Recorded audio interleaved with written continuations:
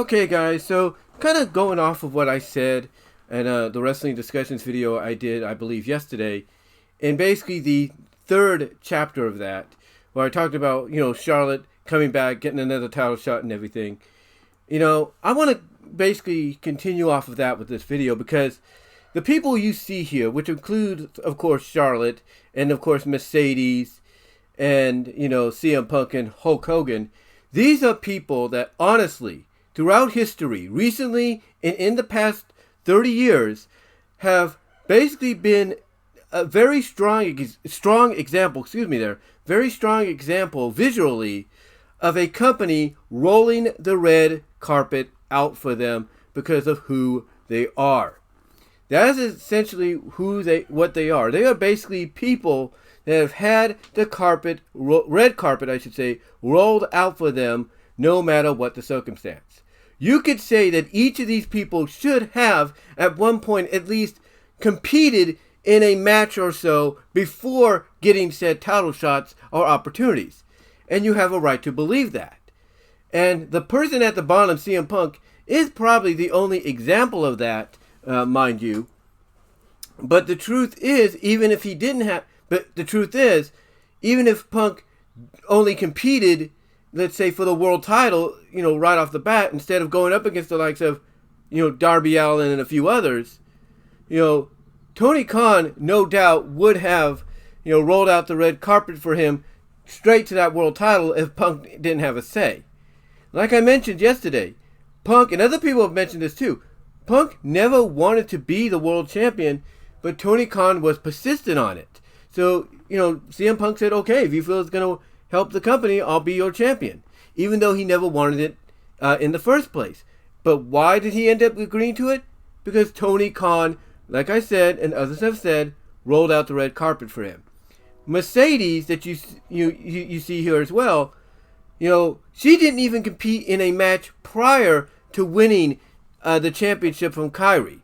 No, she didn't. She did not compete once before competing against Kyrie. She made her debut, attacked Kyrie, kind of attacked her in a botched moment there, at Wrestle Kingdom. And then what happened? At the following event there in Japan, she won in her first match there the IWGP Women's Championship. And although people were happy about her, here's a bit of criticism that some people have pointed out to and some haven't, or just want to ignore. She never competed before this to prove herself to the Japan audience that, hey, I am worthy of facing Kyrie. She did not do that. Her first match in IWGP New Japan was for the championship, which she won. And then, if you look right next to the picture, that okay, let me rewind you. Okay. What I was saying is, if you look at the picture right next to, the one where she has her hand raised after winning the IWGP Championship, and you notice the picture there, or the double picture there, and then the picture after that, or next to that, that NJPW, New Japan Pro Wrestling Strong Women's Championship, that's what I'm trying to say, that NJPW Strong Women's Championship was meant for Mercedes. It was meant for Mercedes. It was, basically meant to be hers and hers alone. But because she got injured in the match against Willow, they had to call an audible and put it on Willow. Now, does that mean Mercedes will get it back once she comes back from injury from Willow? More than likely, yes. There's no doubt about that. But that NJPW Strong Women's title was originally meant for her, no one else. That tournament was meant for her to win at Resurgence, nobody else. But because she got injured, they had to call an audible. And guess what? It wouldn't have mattered if it was Willow she was facing in the finals or Willow's opponent that she beat. If Mercedes would have got injured, would have been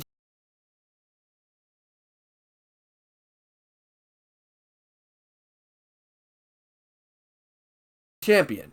End of story. Getting some Coca-Cola there. But like I said, Willow, was basically in a situation to where she knew she wasn't supposed to win, but because of the injury to Mercedes, she ended up getting that win. But that New Japan Strong Women's title was meant for Mercedes. And that there, as I've mentioned before, is another example of a promotion rolling out the red carpet to somebody without them truly proving themselves to be, capable of being a champion. Now, you might say, well, she was already IWGP champion. That's true. You might say, well, she lost this title to whoever it was she lost to. That's true. You might say, well, she was competing in the tournament. That's true too. But the point is, according to various reports, if you believe them or not, Mercedes Mone had the red carpet rolled out for her by New Japan Strong, by New Japan Pro Wrestling, by Bushido Road Entertainment, to the point that they created a women's championship specifically for her. So for anybody that will come out and argue that Charlotte, should work for her opportunities or should be out of the title picture, period, and everything, you have to understand that Mercedes is an example of the fact that if Charlotte and her switched places, it would be the same story. If Mercedes was the one that was still in WWE and Charlotte, or Ashley, which is her real name, was in Mercedes' place, going to New Japan, it would be the same story. Charlotte would have had the red carpet rolled out for her. And basically, she wouldn't have had to compete in a match, period, before her first match with New Japan would have been against Kairi for the title, just like Mercedes. Again, look at it from a different perspective, like the roles reversed. And you kind of get the idea that, if you're as good as you say you are and have proven to be, and you are wrestling royalty, male or female, and you have, a connection to the entertainment world, or you're one of those generational talents that have a connection in the wrestling business because your family was a part of the wrestling business, then there's no doubt you are going to have the red carpet rolled out for you no matter what the circumstance. Going back to CM Punk. If it wasn't for CM Punk telling Tony Khan, hey, let me compete in a few matches, let me get my ring rust off me before you put me into any kind of championship program, even though he didn't want to be champion, if it wasn't for CM Punk probably speaking up, Tony Khan, in my honest opinion, and all of you listening to this know it to be true, Tony Khan probably would have rolled out that red carpet for him and then would have said, CM Punk, your first match back in the wrestling ring in over 7 years and everything here in AEW is going to be for the AEW World title because you're the best in the world. He would have done that if Punk wouldn't have said anything. And that's a fact. You know it as well as I do. He would have done that. He would have rolled that red carpet out for him faster than he did. And still, it didn't matter whether or not Punk competed in a few matches to get his ring rust off. Guess what happened? He still ended up competing for the title. A lot sooner than a lot of other people would. And then, one of the biggest examples in the past 30 years, Hulk Hogan. You look at the two pictures above the Mercedes Willow Nightingale picture, and that's second to last one above, or the second one above, I should say, or the one that's right below the Hulk Hogan one with Mean Gene. The one where Hogan's holding up the WWE Championship or WWF Championship, that's from WrestleMania 9. And Hogan pretty much made it clear that he wanted, basically politicking, if you will, he wanted to be champion.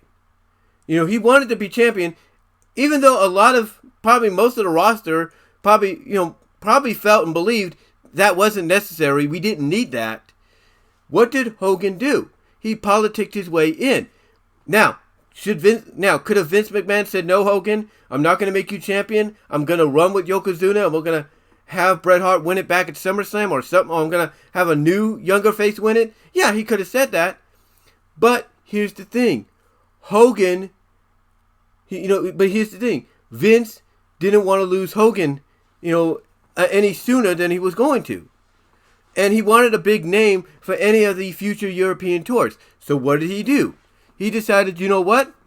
I'm going to put the belt on Hogan. He rolled the red carpet back out for Hogan, even though the idea originally was for Hogan to be back in WWF as a tag team along with, Brutus Beefcake and Jimmy Hart as the manager. Hogan basically politicked his way and had, Vince McMahon, even though Vince could have said no, roll the red carpet back out for him. And his second match in, what happened? He became champion. He became champion all because Vince McMahon had this belief that, hey, I know it's probably not a good idea, but if I can get Hogan to put over Bret later on at SummerSlam, it'll be all worth it. And unfortunately, that never happened.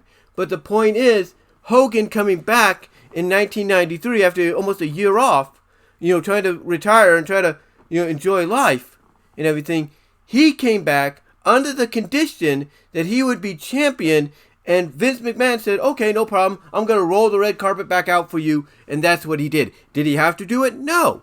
But he did it anyway because of the fact that it's Hulk Hogan and the reputation Hogan has, and not wanting to risk the fact that, hey, Hogan might leave again after WrestleMania 9 and probably go elsewhere, which he did a year later, or just go into retirement and do other things. He didn't want to risk that, in my opinion. So he agreed. He agreed to Hogan's terms. Put the belt on Hogan, probably hoping that Hogan, in agreement, verbal agreement, would put Bret over at SummerSlam, which never happened.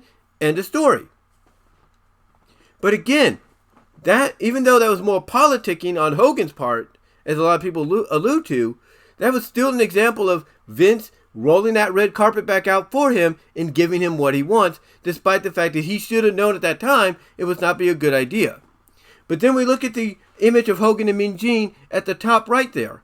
That's a big example. That's probably the best example in the near 30 years, if you will, of a company right off the bat rolling the red carpet out for somebody and them in the first match, becoming champion without proving themselves in any other matches prior.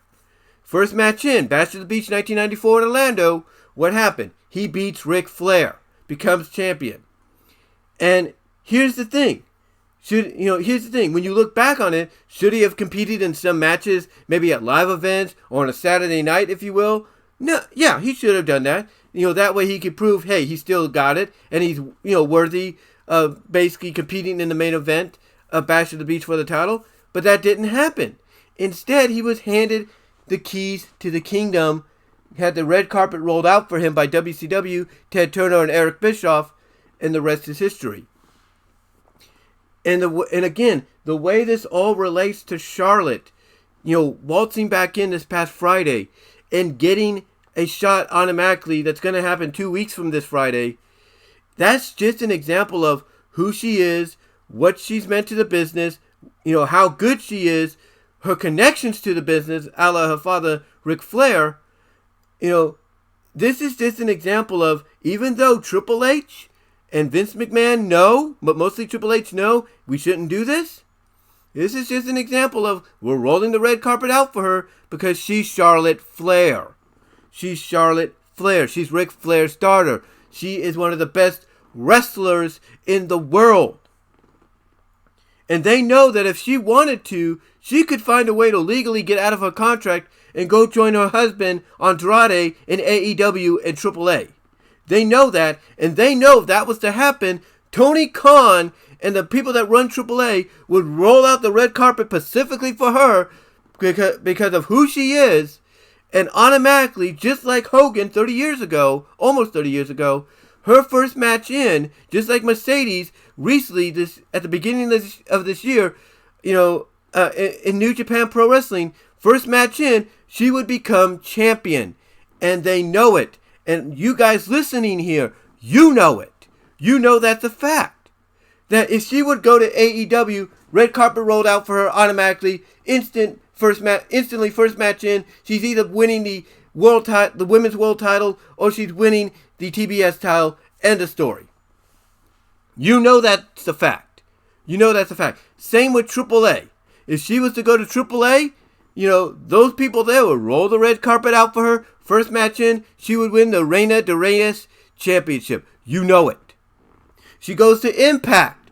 first match in, she would become the Impact Knockouts champion. She goes to MLW. First match in, she becomes the MLW Women's Featherweight Champion. You get what I'm saying?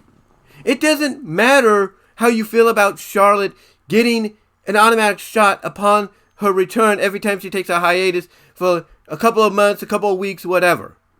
It's because of who she is, how good she is in the ring, who her father is, and the mainstream attention she brings, that, she can basically, and what she's accomplished, because let's not forget, let's not lose hindsight, ladies and gentlemen.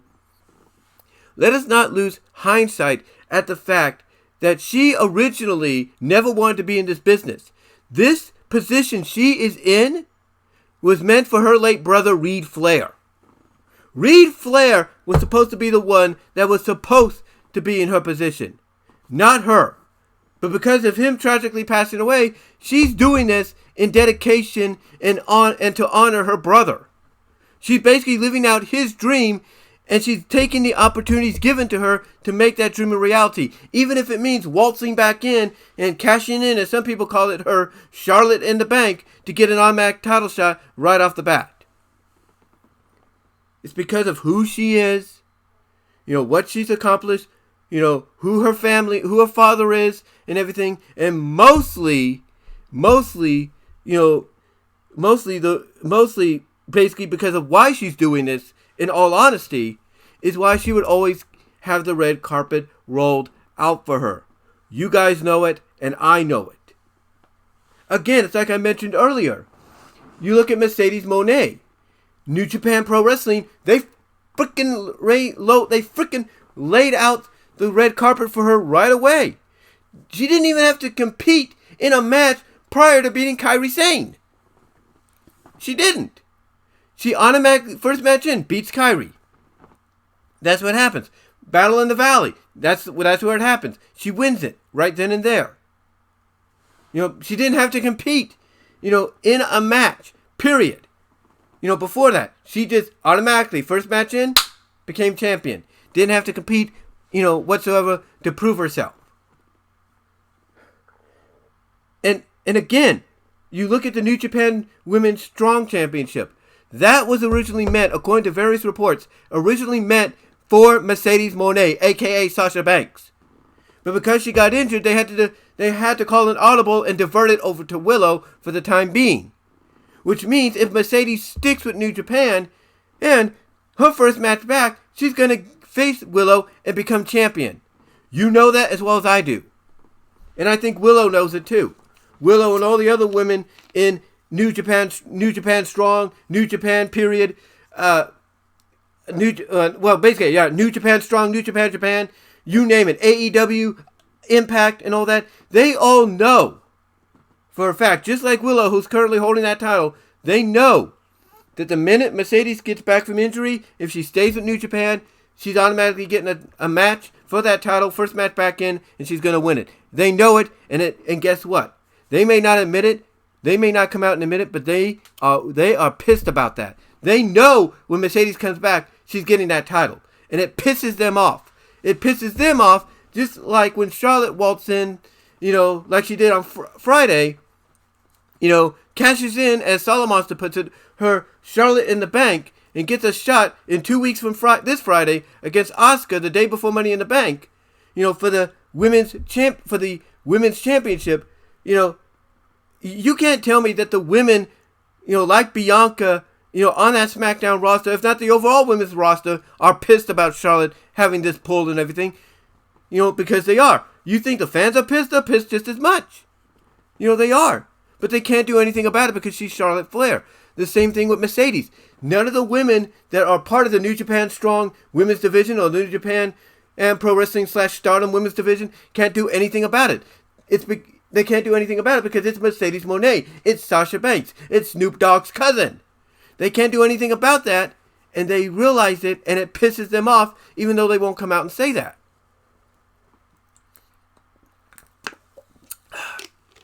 Drinking some more Coca-Cola there. But like I said, they're basically just as upset as the fans are and the women's roster are with Charlotte, they're just as upset with Mercedes in a similar manner. And the same would be said if Mercedes went to Impact or AEW. If she went to either one of those, guess what? Like I said earlier, she would have the red carpet rolled out for her, and automatically, probably first match in, she would become champion. And that's the truth. Now, you could say, like Alex Hicks did, they might put her in qualifying matches, and they might, but again, knowing how Tony Khan is, and how, in my opinion, he would have automatically, if CM Punk didn't speak up and say something, just roll the red carpet out for him straight to the world title. There's no doubt that Tony Khan is thinking about doing the same thing for Mercedes. He is thinking of, I could put her in qualifying matches if I could get my hands on her, but you know what? If I don't want to upset her, I'm just going to roll her the red carpet out to the world title. He would do that. He would do that, in my opinion. And the same thing with Charlotte. Alex, when he did his video on Charlotte and this whole situation, he said it would be, what's going on in WWE right now would be the same way in AEW. Would she have to do qualifying matches? Maybe. But if he doesn't want to upset Charlotte and maybe risk the fact that, hey, I want out of my contract because you're not treating me the way you promised, and she said, I want to go back to WWE, Tony Khan, just like Mercedes, just like he would have done with CM Punk if CM Punk didn't say anything, he would roll the red carpet out for her straight to the world title. You know it. All of you listening know that, and I know that. The truth of the matter is this, folks, in closing, the truth of the matter is this. We are in a time frame of pro wrestling that, male or female, if you're a big enough name and you have a big enough reputation and you have connections in the wrestling business and beyond it, then you, no matter where you go, are going to have the red carpet rolled out for you almost automatically to the world championship of your respective division, whether it's the women or the men. And almost automatically, your first match in, you're going to become champion. We just have to live with that, folks. We are in that time frame. I know a lot of fans want pro wrestling to be, viewed as a legitimate sport, where networks like ESPN and Fox Sports, dedicate a segment to it and say, tonight, let's talk about what happened on Monday Night Raw and all these great athletic matches that blew the roof off. I know fans want that. I know they want that. They want the sport to be legitimized. But the thing is, you are forgetting that it is a choreographed sport. It is entertainment. It is predetermined. And because of that, it's not always going to be, viewed as a legitimate sport. No matter how legitimate companies try to make it or try to get back to that, part of pro wrestling, it's always going to be viewed as predetermined and choreographed and everything. Pretty much. Heck, cartoons and live action skit shows make fun of it. They make fun of it, and you know it. And they've been doing that. They've been making fun of it over the past 30 plus 40 years. The fact of the matter is, we are in a time frame, like I said, whether you want to agree with it or not, that if you have a big enough name in this business, male or female, and you have a reputation of being one of the best, and you have a reputation of having connections in the wrestling business and outside of the wrestling business, and mostly if you are a generational talent because you had somebody in your family compete decades prior, majority of the time, you are going to have the red carpet rolled out for you. And that's a fact. And the reason you'll always have it rolled out for you is because the promotion that rolls it out for you doesn't want to upset the golden goose that they have. And that's the truth. That's the truth. So we just got to live with it, folks. Even if she puts Asuka over and it leads to a program with her and Bianca, well, Bianca's supposed to be the heel, but by default she'll be the babyface because people despise Charlotte that much. Even if she puts her over, we just got to face the facts. Until she decides to hang him up, she's always going to be in the title picture. She is. Same with Becky Lynch. Because did Becky Lynch have to qualify for Money in the Bank? Did she have to be in Money in the Bank? No. but it's because of who she is and the reputation she has and who she's married to currently, Seth Rollins, the world champion, that she's automatically in the title picture still. And that's a fact. Same with Bayley. Did Bayley have to be in Money in the Bank? No. But she's in it because of who she is, of her reputation, of what she's done, of being one of the best. The point is, guys, we just have to live with it. We just have to accept it. Until the day that all 4 horsewomen, or 3 of the 4 horsewomen, or if not Charlotte herself, decide to hang it up, we just got to live with the fact that even if she puts someone like Asuka over upon her first match back, or second match back, whatever it'll be, we just got to accept the fact she's always going to be in the title picture. Because again, she is not alone in this. She's not. Like I mentioned, Mercedes Mone, first match in IWGP, becomes women's champion. You know, the New Japan Strong Women's title was made specifically for her and no one else. That's an example of a company rolling out the red carpet for the golden goose that they now have. Same with Tony Khan. Like I said, if it wasn't for CM Punk, in my opinion, speaking out and telling Tony Khan, no, I don't want to be automatically given the world title or be champion, Tony Khan would have automatically rolled that red carpet straight to it. You know, same with Hulk Hogan 30 years ago. Hulk Hogan, upon his return, probably said he'd only return if, Vince McMahon made him champion again, and Vince re-rolled the red carpet out for him and right to the title. And WCW, a year later, pretty much did the same thing. They rolled the red carpet out for him straight to the title. And that's a fact. That is a fact that we all have to acknowledge even today. We do. I'm just drinking some Coke there. Because I'll give you an example. Asuka. She's finally being able to be the murder clown, if you will, or at least a WWE version of the murder clown, or whatever she was in Japan. It's if, let's say, for example, Asuka decides when her contract's up, I'm going to go be part of Stardom now. I'm going to go back to Japan, be part of New Japan's women's division.